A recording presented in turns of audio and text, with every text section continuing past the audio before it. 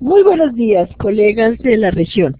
Vamos a comentar acerca de lo que, digamos, es lo que hoy día se sabe como cosas muy importantes acerca de la violencia y de la crianza de los niños y las niñas. Para recordar que es un mundo de niños y niñas de todas las edades, estamos hablando desde antes de nacer hasta los 18 años. En la violencia contra la niñez uno puede encontrar cantidades eh, de tipos de violencia. Yo aquí les señalo, digamos, algunos de los que son más conocidos. Todo lo que tiene que ver con el llamado infanticidio, que en realidad son los homicidios, y que con mucha frecuencia son también conocidos como el filicidio, por aquello de que lamentablemente con mucha frecuencia son los padres, las madres, padrastros quienes asesinan a los niños y niñas. Afortunadamente no son tantos, pero hay infanticidio.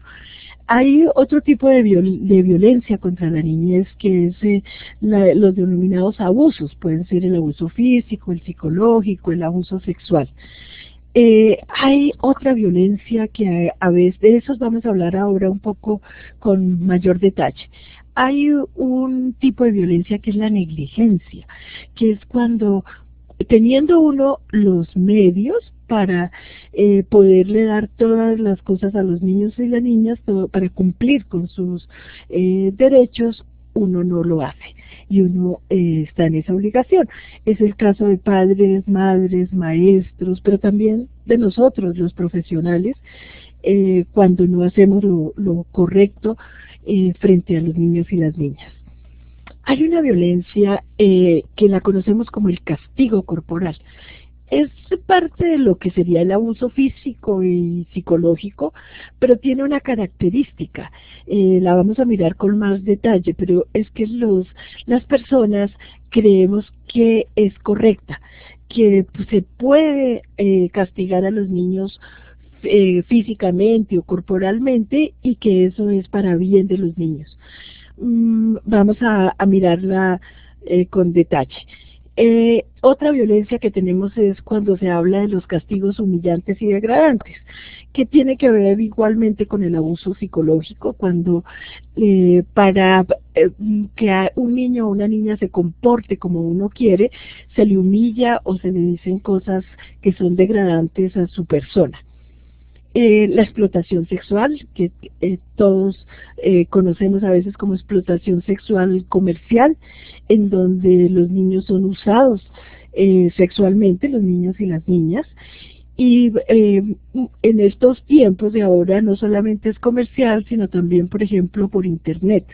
De manera que hay que estar también muy atento a ese tipo de violencia contra la niñez. El matoneo, intimidación o bullying que conocemos, en donde ahí son los propios niños y niñas, pero también a veces los maestros u otras personas empiezan a hacerle como seguimiento violento a un niño o una niña que va a la escuela o que va a un jardín. Y termina siendo señalado por otros compañeros como alguien feo, como con burlas, se le hacen cosas como llenarle sus útiles con arena o con cosas que son muy dañinas para los niños y niñas. Hay esclavitud, hay tráfico, hay unas prácticas culturales que resultan en daños físicos o psicológicos. La que conocemos más es la práctica de cortar el clítoris en las niñas en algunas culturas, que realmente pues son una violencia contra las niñas en cada uno de los países o los sitios donde se ejecuta esta práctica. Ahora, ¿uno cómo define violencia contra la niñez? Estamos viendo que hay una cosa muy grande, que obviamente uno lo podría mirar con la definición de la Organización Mundial de la Salud, que imagino que ustedes todos y todas manejan, en donde se hace un daño de manera intencional. y se utiliza la fuerza, o bien puede ser física, o la fuerza porque se tiene autoridad y se ejerce para causar daño.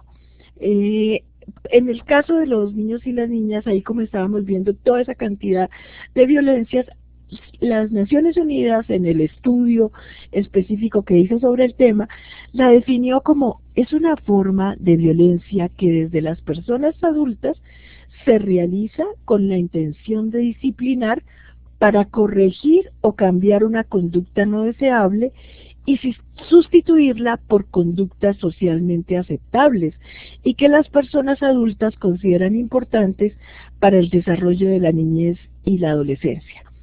Se usa la fuerza, se causa dolor físico o emocional a la persona agredida, y cuando tú le preguntas a las personas, dicen, es por su bien, tengo que hacerlo porque es por su bien.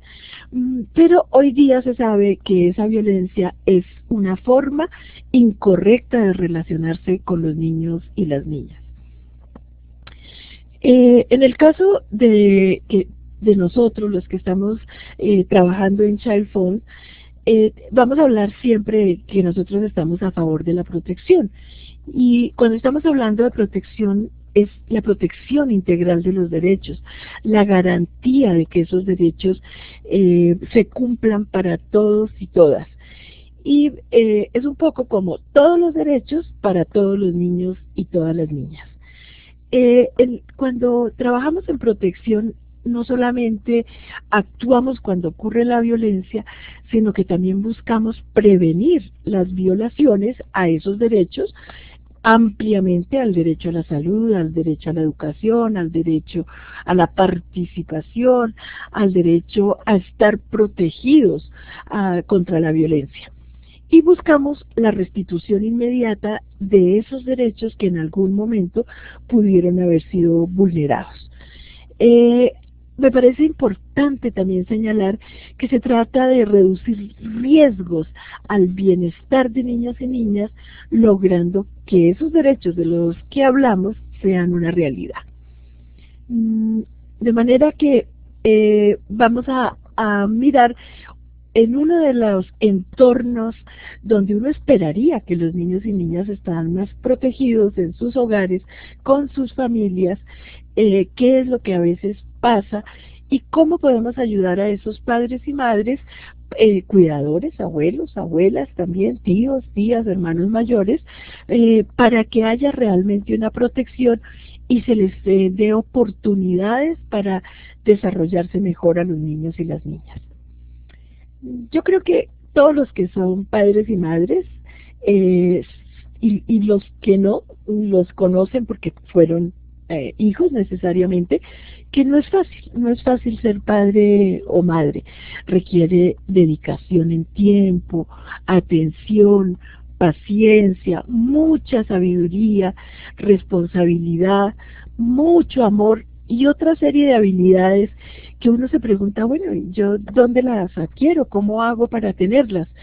De manera que no es tan sencillo ser padre o madre. Tenemos un modelo, el modelo de nuestros propios padres y madres o de quienes nos criaron, y con frecuencia lo repetimos, ese modelo. Decimos que la crianza no es un jardín de rosas donde todo es perfecto, pero tampoco tiene por qué ser un constante campo de batalla, donde estemos hiriéndonos unos a otros, donde no sepamos cómo relacionarnos, qué hacer para que los niños y niñas obedezcan para la comida, para las cosas que consideramos que son necesarias para su desarrollo. De manera que las habilidades de la crianza empezaron aprendiéndose con el modelo que tuvimos en nuestra propia infancia, lo que observamos, pero podemos aprender unas habilidades para ser mejores padres y madres, y los agentes y profesionales, los agentes educativos, podemos ayudar a esos padres y madres a que mejoren sus habilidades en la crianza.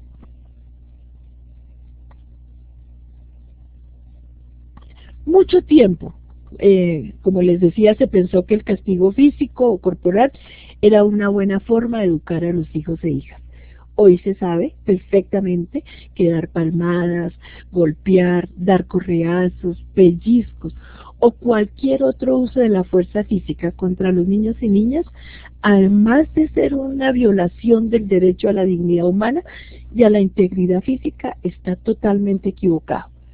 ¿Por qué está equivocado? Porque eso en realidad lo que crea es una serie de comportamientos en los niños que les da miedo, que no les permite desarrollarse como debe ser. También lo vamos a ampliar ahora un poco más adelante. En investigaciones y en trabajos que hemos hecho con familias, con padres y madres, nosotros encontramos que muchos padres y madres desean cambiar, que saben que ese modelo es equivocado, que lo aprendieron, que les dieron correazos, que les dieron golpes. A los del campo a veces mencionan, por ejemplo, los palitos con espinas, que eran la forma de castigarlos, pero hoy esos padres y madres quieren dejar de golpear a los hijos y las hijas, pero no saben cómo, porque el modelo que aprendieron fue ese. Y la otra cosa que a veces le preguntan a uno, dice, entonces si yo dejo de castigar con la correa o con la chancletazo a mi hijo o mi hija, eso quiere decir que pueden hacer lo que quieren, que no va a haber ningún tipo de respeto en esta casa, y realmente eso no es así. Renunciar a los castigos corporales o físicos no significa renunciar a los límites o a la disciplina, o a dar orientaciones sobre lo que está bien o está mal. Esa es una obligación que tenemos los adultos, que tienen las familias, los padres y las madres, y debe ser claro que una cosa no significa lo otro. Dejar de golpear y de utilizar la violencia para educar no significa que no haya disciplina o que no haya límites en la crianza. Bueno, aquí tenemos una niña que nos recuerda que así no es como debe ser. Los castigos no tienen por qué ser con violencia. Hay una recopilación de toda la investigación de por qué no debe ser utilizado el castigo corporal. Por una parte, esos castigos validan socialmente el comportamiento violento para resolver conflictos y generan indolencia cuando hay abuso frente a niños y niñas. Fíjense lo contradictorio que es decirle a un niño, no golpees a tu hermano o a tu hermana, y darle un golpe. Entonces los niños dicen, bueno, pero al fin, ¿cómo es? ¿Utilizo o no utilizo la violencia? Otra cosa que se ha encontrado con los castigos corporales es que entorpecen, dañan el desarrollo de los niños y niñas, y en especial sus habilidades de comunicación.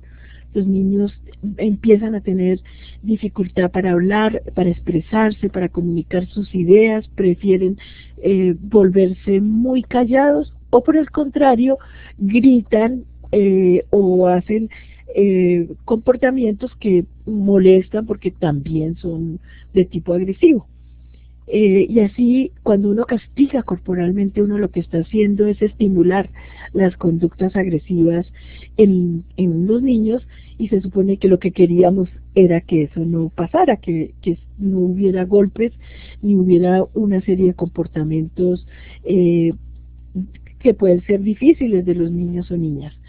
Les destruye su propia autoconfianza, su valoración, porque no entienden por qué alguien tiene derecho a darles golpes.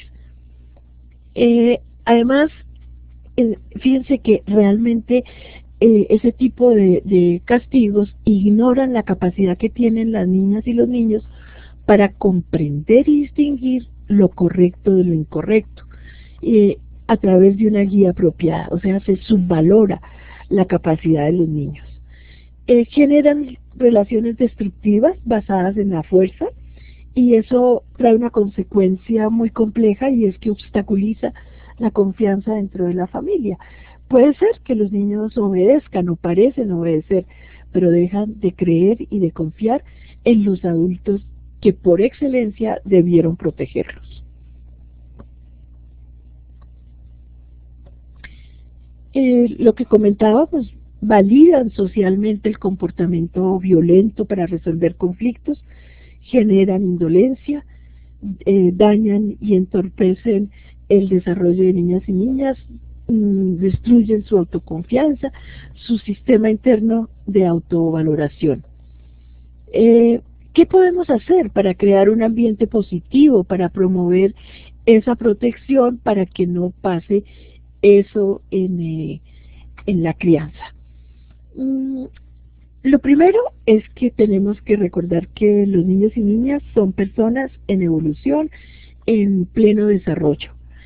Y eso hace que sea muy importante saber en qué nivel de desarrollo están, es decir, qué capacidades tienen para hacer algo o no las tienen todavía, qué pueden lograr o qué no pueden lograr. Es frecuente que si no conocemos de desarrollo infantil, les pedimos comportamientos a los niños que no tienen madurez para tenerlos y que por tanto es imposible que los puedan mostrar en un momento determinado. Ahí estamos hablando, por ejemplo, de pedirle que no se orine cuando tiene 1 año y medio. Y el niño o niña sencillamente no tiene un desarrollo que le permita controlar los esfínteres, y en este caso la orina, y por tanto es equivocado. Eso se ve porque no conocemos bien el desarrollo infantil. Y también con frecuencia hacemos algo porque creemos que habían entendido algo que se le había prohibido y sencillamente no lo habían entendido. En la crianza uno debe saber que la vacuna más grande que tiene y lo que hace que los niños y niñas y los adultos se relacionen mejor es el fortalecimiento de los vínculos afectivos. Las personas creamos unos lazos emocionales, no surgen espontáneamente, sino que se van construyendo poco a poco, desde que el bebé está en nuestro pensamiento, después en nuestro vientre, en el caso de las mujeres, y un poco antes, cuando estás planeando la concepción, si eres el padre o la madre, ya estás pensando en cómo será ese bebé, qué relación voy a tener con esa persona. Esos sentimientos se dan en las dos vías, son de los padres hacia los niños y de los niños y niñas hacia los padres o los adultos que los están criando. Ese vínculo debemos buscar fortalecerlo desde antes del nacimiento, pero también debemos saber que nunca es tarde para que se empiece a trabajar en esas relaciones y en que se fortalezcan. Nos preguntamos mucho cómo, en qué momentos nosotros podemos fortalecer esos vínculos. Y pensemos entonces en los adolescentes, pensemos que ellos son los padres y madres que van pronto a ser la generación con hijos e hijas. Si nosotros les enseñamos a ellos que la relación cercana, la lactancia materna, el abrazar, el expresar el afecto, el dar besos a los niños y niñas, es importante, eso va a fortalecer lo que conocemos como el apego. Ese es el eje alrededor del cual gira nuestra vida desde que nacemos y queridos amigos y amigas, hasta que nos morimos. Entonces, crear y fortalecer esos lazos nos permite gozar la vida y nos permite que otros la gocen. Es muy importante para el desarrollo de esos sentimientos, pero también contribuye al desarrollo intelectual e incluso al desarrollo físico. Yo no sé si ustedes todos se acuerdan que hace muchos años hubo una investigación muy famosa conocida como la investigación de los monitos de Harlow. Y en esa investigación se demostró que los monitos, si tenían que escoger entre unas madres que eran como alambres o unas madres felpudas que les daban cariño, construidas por los investigadores, estos monitos que estaban separados de sus madres preferían no tener comida, porque las madres de alambre les daban comida, pero preferían quedarse con aquellas que les daban ese sentimiento o esa caricia que da la felpa. Y eso es igual, muy parecido en los humanos. Para nosotros es más importante estar apegados, tener afecto con una persona que nos cuida, que nos quiere, que es estable con nosotros, incluso que los alimentos. Por eso es muy importante tener una serie de acciones para que surja ese apego de una manera fuerte desde que se nace. ¿Qué podemos hacer? Hay unas acciones. Vamos a hablar entonces de que es aconsejable y planear el embarazo, la concepción, para que el amor y libre de cualquier tipo de violencia se dé el embarazo. Sabemos que no siempre es así. Entonces, pues estimulemos que esos embarazos se den con amor, con una decisión propia y con planificación, pero si eso no sucede así, podemos hacer más cosas. ¿Qué podemos hacer? Podemos enseñarle a padres y madres a comprender que cada niño o niña es un individuo con necesidades únicas, es un ser diferente de la madre, desde la concepción y hasta que nace y al final. Y entonces es muy importante que padres y madres acepten la forma específica, particular, de pensar, de actuar, de sentir que tienen cada niño y no imponerle patrones o aspiraciones de los adultos. A veces queremos que sean nuestro espejo, que sean nuestro reflejo, y eso no es adecuado para el apego, porque cada uno tiene que crecer como un individuo único. Es importante que busquemos, promovamos que el padre varón participe durante el nacimiento, que tenga contacto el bebé con ambos padres tan pronto nace, a excepción de que haya una complicación grave en el momento del nacimiento o previo a este, y que los médicos o las personas de salud que están atendiendo conceptúen que no es posible que haya un acercamiento temprano. Pero tan pronto sea posible que los padres estén cerca, ambos, padre y madre, del bebé que nace. El bebé que recién nace le gusta, está esperando que lo acariciemos, hay que observarlo, hay que darle el seno y no separarse de él innecesariamente. A veces por razones administrativas, llamémoslas así, se decide en los centros de salud o en los hospitales que deben estar aparte los niños que recién nacen de sus padres. Pues no, busquemos que eso sea diferente y que muy pronto el bebé vuelva con su madre y que su padre esté cerca de él. Más adelante, cuando van creciendo los niños y niñas, es importante que interactúen con otros niños y niñas, que tengan muchos espacios para el juego. Los niños nunca pierden el tiempo cuando están jugando. Nos enseñaron eso, pero no. Los niños desarrollan sus habilidades a través del juego. De manera que si les proporcionamos espacios y amigos y amigas para interactuar y jugar, estamos fortaleciendo el desarrollo infantil y la relación y la interacción con otros. Los niños puede que al principio, claro, recién nacidos, pues no hacen tantas interacciones, pero sí están muy interesados en todo lo que ven, en todo lo que oyen, en la medida en que se van desarrollando sus sentidos. Así que es bueno que tengan estímulos visuales, estímulos auditivos, música, que haya arrullos, que haya canciones que les acompañen durante distintos momentos. Ahora, a veces, por diversas razones, hay separaciones o pérdidas ineludibles. Esto, por ejemplo, frente a la muerte, frente a un padre o madre que debe viajar, que no puede permanecer con los niños, o en algunos casos, cuando los padres y madres resuelven no vivir juntos.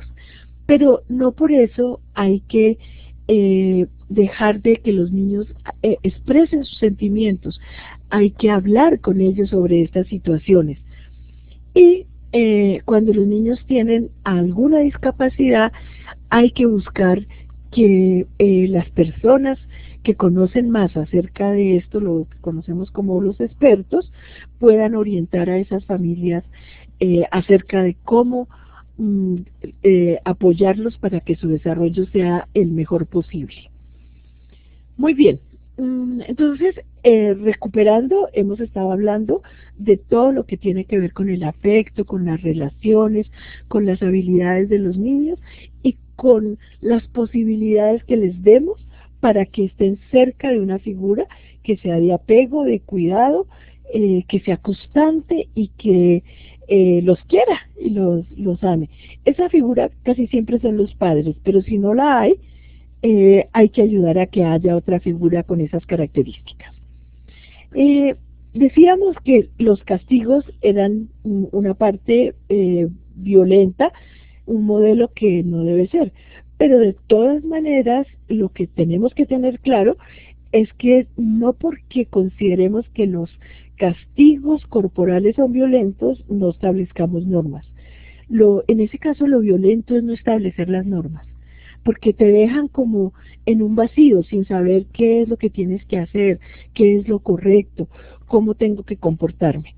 De manera que dar normas en un hogar es muy, pero muy importante. Ahora, para que un niño entienda una norma, tiene que estar en una capacidad intelectual para hacerlo, que su desarrollo ya dé para entender las normas, y por tanto que los adultos las expliquemos con claridad. Y para yo poder explicar una norma con claridad, también tengo que tenerla clara.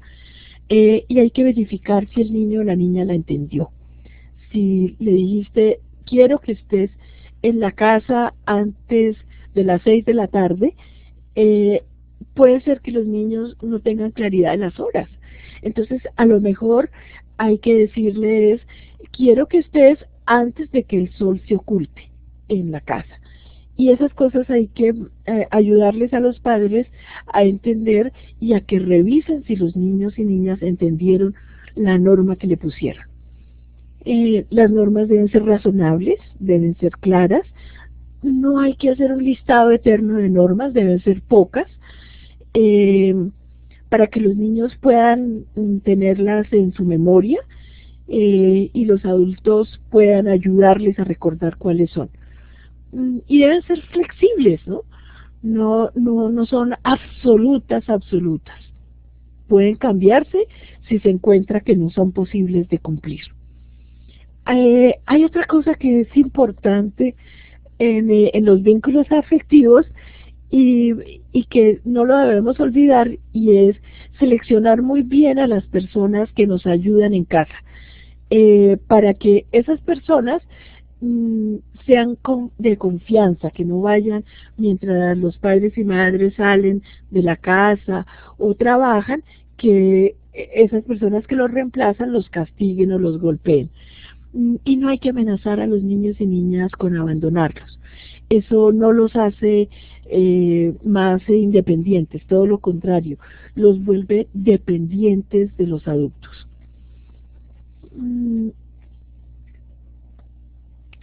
Hay otras formas de vincularse, ahí ustedes las pueden ver: sonreír, hablar, acariciar, responder al llanto, cantarle. Los comportamientos que lo hacen seguro son esos. hay que reaccionar de inmediato al llanto de los niños. Había una creencia que los pulmones se ponían fuertes cuando se dejaba llorar a los niños. Eso no es cierto, y el llanto hay que atenderlo. Los niños lloran por alguna razón. Hay que compartir tiempo con los hijos e hijas, hay que escucharlos, hay que participar de sus actividades, y hay que saber conocer sus necesidades y buscar su satisfacción física, emocional e intelectual. Volviendo a lo de la disciplina y las normas, la disciplina realmente es la manera como se establecen los límites entre lo permitido y lo prohibido. Es aprender a respetar las reglas y las normas o los límites para convivir en armonía con las otras personas. Deben basarse necesariamente en el respeto mutuo, en el cariño. Es darles orientaciones claras y firmes sobre cómo comportarse, cómo respetar los derechos de las otras personas. Contrario a lo que muchos piensan, disciplina no es sinónimo de castigo, ya lo habíamos comentado. Disciplina significa enseñar, mostrar preocupación y no poder y control. Algunos padres creen que tener autoridad y poseer la verdad significa usar los castigos físicos, pero lo cierto es que los niños y niños acatan esa disciplina cuando es una norma, que no es una imposición, y cuando las entienden y no son castigos que no, o situaciones que no entienden. La disciplina debe estar basada en el respeto, perdura a través de los años, ya cuando los hijos son adultos y ha habido una relación afectuosa, ha habido normas claras y límites, mantienen esa buena relación con sus padres, madres y cuidadores. Las normas en realidad nos hacen que la vida sea más fácil, porque son una serie de acuerdos que hacemos para convivir. Ya habíamos dicho que deben ser pocas, que deben evitar comportamientos que puedan traer daño para sí mismos, que también deben ser puestas para que los niños no hagan daño a otras personas o a las propiedades, o también propiciar que el niño o la niña no se habían recibido en diferentes espacios sociales. Les vamos a enseñar que hay unas normas para convivir en sociedad y que esas normas se deben respetar cuando uno está compartiendo con otras personas. Y eso se aprende desde muy pequeños. Especialmente, ¿saben qué? Se aprende con el ejemplo, con que nosotros respetemos a las otras personas y respetemos a los niños y a las niñas. ¿Debe haber sanciones? Sí, cuando las normas se traspasan, cuando hemos acordado, hay consecuencias, y las consecuencias pues se conocen como sanciones. No pueden ser injustas, deben ser consistentes y deben tener en cuenta la madurez que tienen los niños y niñas, la edad. Son llamados de atención, es quitarles un privilegio o pedirles que hagan una acción que repare lo que hicieron equivocadamente. En ningún caso una sanción puede ser quitarles un derecho, porque los derechos nosotros no somos quienes para quitarles algo a lo cual tienen derecho, a la salud, a la educación, a la protección, pero sí puede ser algo que repare.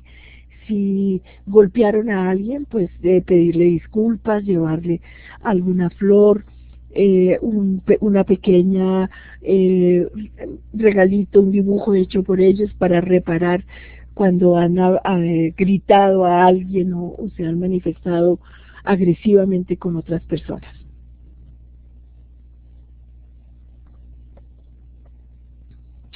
Las normas no se aprenden de la noche a la mañana, es un proceso, y hay que entender que ese es un aprendizaje que va poco a poco. Los niños y niñas más pequeños las van aprendiendo no solo por lo que les dicen los adultos, sino lo que no deben, sino también por lo que les enseñan a hacer, lo que es correcto y lo que no deben hacer. Establecer normas permite que los niños y niñas se sientan seguros emocionalmente, pueden saber qué esperar, desarrollan autocontrol. Si un niño entiende qué debe hacer y por qué, será más fácil para él convivir con otros y para las personas que lo rodean interactuar con él en la vida. Si hay respeto en los hogares, se aceptarán los límites. Los niños respetan a los adultos que los respetan y confían en ellos. Hay que evitar los extremos. No es bueno obligar a los niños a someterse a la autoridad sin razones, ni dejarles hacer siempre lo que quieren. Las normas no pueden depender del estado de ánimo del padre o madre, tienen que tener en cuenta la edad y madurez, eso lo hemos dicho mucho y lo seguiremos recalcando. No se puede pedir a los más pequeños realizar tareas para las cuales no están preparados, o a los más grandes pedirles que hagan cosas que realmente son para los chiquitos. Eso también es equivocado, ¿no? Tratarlos como si fueran más pequeños y no permitirles que desarrollen sus habilidades y sus razonamientos.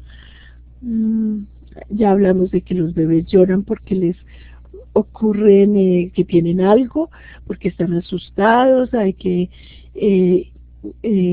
tratar de calmarlos.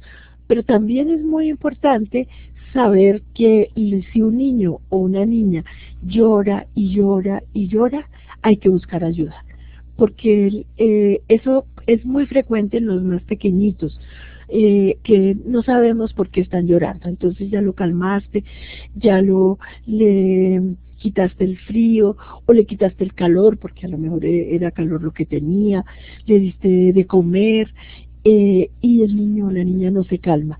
Hay un momento en que debemos buscar ayuda en otras personas, inicialmente que otra persona lo tenga un tiempo y uno salir un momento como un tiempo afuera para quedarse sin el niño, pero si el llanto sigue hay que acudir a un servicio de salud, porque puede ser que algo complejo esté pasando en ese niño o niña. Hay momentos críticos en el desarrollo, ¿no? El llanto es uno de esos, pero hay otros.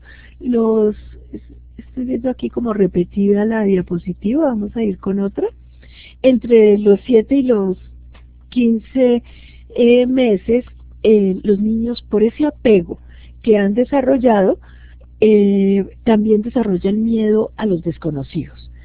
Eso es un buen síntoma, que un niño tenga miedo a los desconocidos, porque quiere decir que tiene un buen apego con sus familiares o con los que lo cuidan. No los debemos reprender. Si un niño o una niña llora cuando una persona distinta que no conoce lo carga, no hay que insistir que se quede con una persona que el niño no quiere quedarse. A esa edad les aterra quedarse solos en un sitio extraño. Entonces, si vamos a ir a un jardín infantil cuando tienen 1 año, 15 meses, hay que hacer un proceso de que vayan acostumbrándose a las personas que ahora los van a cuidar. No es dejarlos allá sin ningún proceso. Eso quiere decir que si lloran porque alguien extraño se les acerca y quiere cargarlos, pues quiere decir que ellos están seguros y se sienten bien, es con los seres con los que establecieron el apego. Y entonces, para ayudarlos a adaptarse a ambientes extraños, hay que estar con ellos un tiempo en presencia de los extraños, por ejemplo, en el jardín infantil. Y a los 8 meses y en adelante, pero digamos un periodo muy importante entre los 8 meses y los 2 años, los niños y niñas están descubriendo el mundo. Tienen una fuerte necesidad de conocimiento y exploración. Hay que reforzar los mensajes de seguridad con gestos y palabras.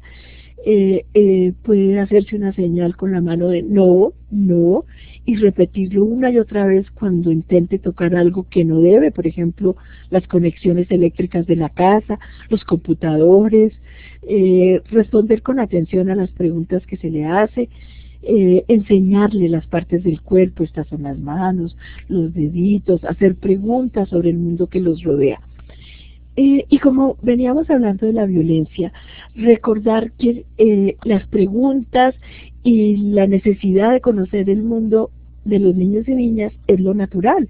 Si los niños empiezan a moverse mucho, si hacen muchas, están inquietos, si eso es normal y no los debemos castigar por esas cosas. Pero a veces los padres o madres se cansan de tanto correr detrás de los niños y niñas y hay que ayudarles a que sean pacientes. Otro comportamiento que es muy importante hablar con padres y madres y cuidadores es el control de esfínteres, que conocemos que es aprender a ir al baño. ¿Por qué? Porque pues es algo que es un poco, llamémoslo, cansón para los padres y madres. Tienen que estar pendientes del pañal, es costoso porque hay que lavar, hay que planchar, es repetitivo todo el tiempo, pero resulta que así somos los seres humanos. Necesitamos un tiempo para aprender a controlar nuestros esfínteres. A intentar que aprendan antes de realmente de los 2 años es una pérdida de tiempo. Uno puede irles repitiendo, digamos que cuando hacen pipí, decir, hiciste pipí, para que vaya cayendo en cuenta. O cuando hacen sus deposiciones, hiciste popó, para que el niño una lo que hace con la palabra y así pueda empezar a entender lo que le está pasando en su cuerpo. Ayudarle pues diciéndole lo que le está pasando, anunciándole y así el niño y niña va pudiendo anunciar cuando tiene pipí o cuando tiene popó, pero no necesariamente lo va a poder controlar tan fácil. Se le puede sentar en la vasenilla, ¿no? Una vez que ya cumplen los 2 añitos, para que aprendan también que ese es el sitio donde es mejor para hacer su deposición, para evacuar. Y cuando logran hacerlo en la vasenilla, felicitarlos. Bravo, hiciste pipí o chichi, como lo digan en cada uno de sus países. Pis, y no te mojaste, qué bueno. Ya no vas a usar más pañales, si sigues así es súper chévere. Ahora, recuerden que primero se logra en el día y después en la noche. Y hay una cosa que es muy importante que poco se habla, y es que a los niños varones les cuesta más trabajo lograr ese control, y que sobre todo les cuesta en la noche. Con mucha frecuencia niños y varones de 4 o 5 años tienen episodios en que en la noche se orinan en la cama. Y pues ahí lo único que uno puede tener se llama paciencia. Aprender a lavar más de lo que se espera las sábanas, a calmarlos porque ellos también se asustan de lo que les ha pasado, y aún cuando tienen más añitos pues todavía es más complejo. Y si hay una edad en que 8, 9, 10 años eso sigue pasando, hay que ir al servicio de salud, hay que buscar al pediatra, comentarle, porque puede ser un problema complejo que el niño o niña tenga. Pero en cualquier caso no es que ellos quieran hacernos eso a nosotros, no requieren castigos, solamente es un comportamiento, algo que ellos no pueden controlar. De manera que no importa la edad, nunca castigar a un niño o una niña porque se orinó o porque se hizo sus necesidades. Sí, en una parte, en su vestido o en la cama o algo así.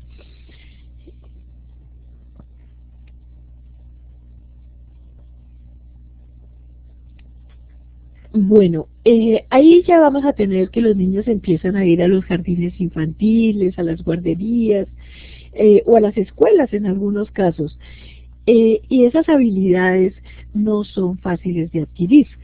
Y será mucho más difícil si se les castiga porque tienen dificultades en sus habilidades motoras o motrices. Eh, Hay que elogiarlos, ayudarles a elogiarlos, no importa que la letra sea como sea, que han mejorado, y lo mismo en la lectura.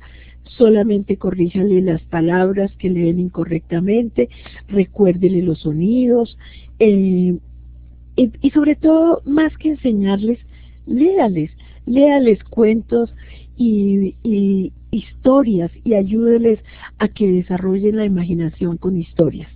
No hay que castigar a los niños porque no quieren hacer tareas. Eh, ¿Hay alguna razón por la cual están cansados o ya fueron todo el día a un sitio o quieren jugar? Pues bien, ayudémosles, enseñémosles por qué hacerlas, ayudémosles a hacerlas, pero no los castiguemos en razón de que no han hecho sus tareas. Para poderse comunicar mejor con los niños o las niñas, hay algo muy importante, y es que hay que asegurarse que los niños y niñas nos están poniendo atención. Y también nosotros, ponerles atención a ellos cuando hablan o cuando están comunicándose con nosotros. Elogiarlos es una buena práctica cuando hacen cosas que nos gustan, que desarrollan alguna habilidad nueva. Hay que recordarles todo el tiempo que los queremos, hay que comunicarles el afecto, y hay que evitar que la rabia que algo nos pueda dar, porque los adultos somos humanos también, nos haga decir cosas que después vamos a estar arrepentidos de decirlas. Si tienen mucha rabia, por ejemplo, pueden empezar a contar de para atrás, que a uno le dicen cuenta hasta 10, no, cuenten al revés, 10, 9, 8, 7, porque como es un poco más complejo y no es algo tan automatizado para nosotros, eso nos hace que nuestro cerebro cambie y tengamos un espacio de reflexión, y de que el cerebro entre como en una nueva onda y se calme.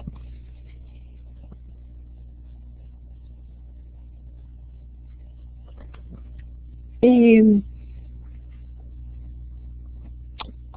a veces, volviendo a esto de la rabia, creo que es importante que en otra conferencia hablemos de cómo controlar la rabia, cómo evitarla, pero en general lo que les decía, cuenten hasta 10 de para atrás, no digan nada, esperen a calmarse para hablar, eh, hablen en voz baja, y cuando ya se calmen y sientan, eh, puedes decirle al niño o niña, siento rabia cuando veo que haces esto o lo otro, pero no decirles, tú haces esto mal hecho, que no, vamos a calificar el comportamiento, no al niño o la niña, porque los niños y niñas se frustran mucho y se sienten mucho cuando se les dicen cosas como burlas o como tú me haces dar rabia. Ellos creen que son malos, y tenemos que aprender a ayudarles a que son sus comportamientos los que no nos gustaron y no ellos como personas esenciales. Creo que por hoy se nos ha acabado el tiempo. Realmente vamos a seguir con estas reuniones periódicas y estas sesiones. Háganos preguntas, esperamos que nos lleguen a través de Childphone, del correo electrónico. Hay el foro, que ustedes pueden también entrar y colocar sus preguntas y, por supuesto, sus opiniones, sus comentarios. De pronto ustedes dicen, oye, a mí no me parece, yo me crié con castigos, y porque ahora están ustedes con estas teorías nuevas. Bueno, vamos a hablarlo, vamos a reforzarlo, les podemos dar bibliografía, les podemos ayudar también cuando vayan a trabajar con los padres y madres, ayudarles a cómo presentar toda esta información, qué talleres pueden hacer, cómo se desarrolla todo lo de crianza, cómo comunicarnos mejor. cómo modelar las normas, los límites. Todo esto que hoy hablamos de una manera sencilla y rápida, podemos profundizarlo en próximas sesiones. Espero que les haya ayudado en su trabajo y estoy segura de que vamos a tener una interacción muy importante sobre estos temas en el futuro.